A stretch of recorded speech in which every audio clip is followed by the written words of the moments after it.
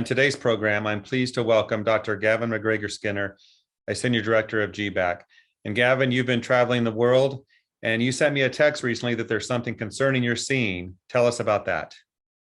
Yes, Jeff. So it appears that 11 countries have now reported severe hepatitis in young, healthy children. And it's possibly caused by adenovirus, which is a non-enveloped virus. Now, CDC issued a nationwide health alert last Thursday, April 21st, because in Alabama, there's been 9 unexplained cases of hepatitis, that's inflammation of the liver, in healthy children between the ages of 1 and 6 years old. It's occurred between, so far, October 2021 to February 2022. Now, none of the children have died, Jeff, but all of them were admitted to hospital. 3 developed liver failure, 2 required liver transplants, but all the children, this is what's really interesting, Jeff, have all tested for positive for adenovirus. Now, we've just heard North Carolina is now the second US state to report unusual cases of hepatitis in healthy kids under the age of 10 years old. It sounds like a medical issue. What do we know so far that ties us to our industry? Well, this is really interesting, Jeff, because what just happened on Friday, April 23rd, the World Health Organization issued a multi-country alert. There's been now 169 cases of acute hepatitis among young kids in 11 countries.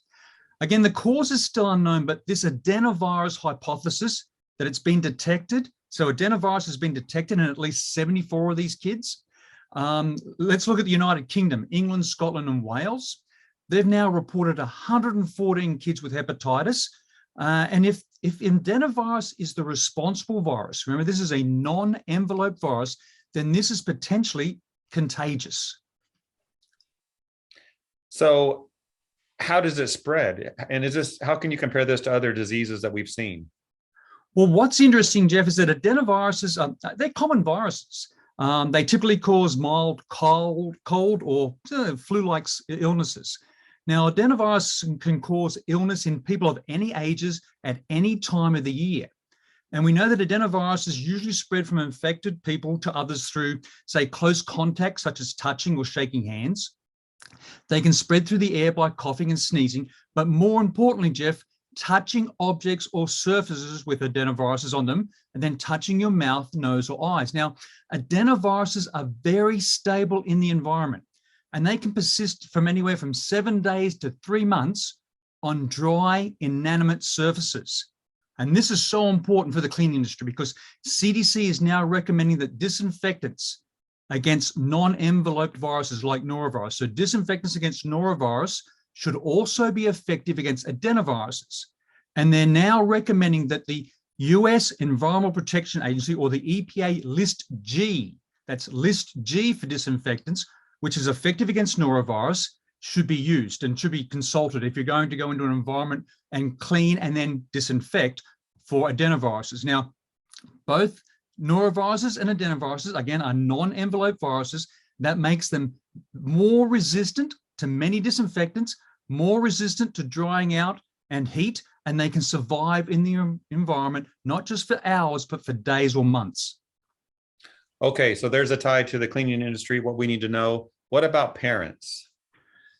Well, so this is interesting, Jeff, because again, it's now in 11 countries. We know it's in the state of Alabama. We've seen 9 kids there. We've now heard there's now 2 cases in North Carolina.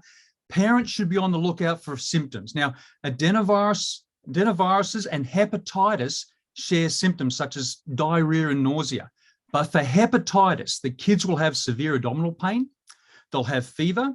They'll have dark-colored urine or light-colored stools. So the most telling sign of hepatitis is jaundice. That's where you get this yellow coloring of the skin or the yellow coloring of the whites of the eye. So parents that are out there right now, we know this is circulating. You should contact your healthcare professional if you have any questions or any of those symptoms for hepatitis are shown in your children. So it's something that they need to act quickly on. Okay, so we'll keep an eye on this and report back when there's more to share. Will do.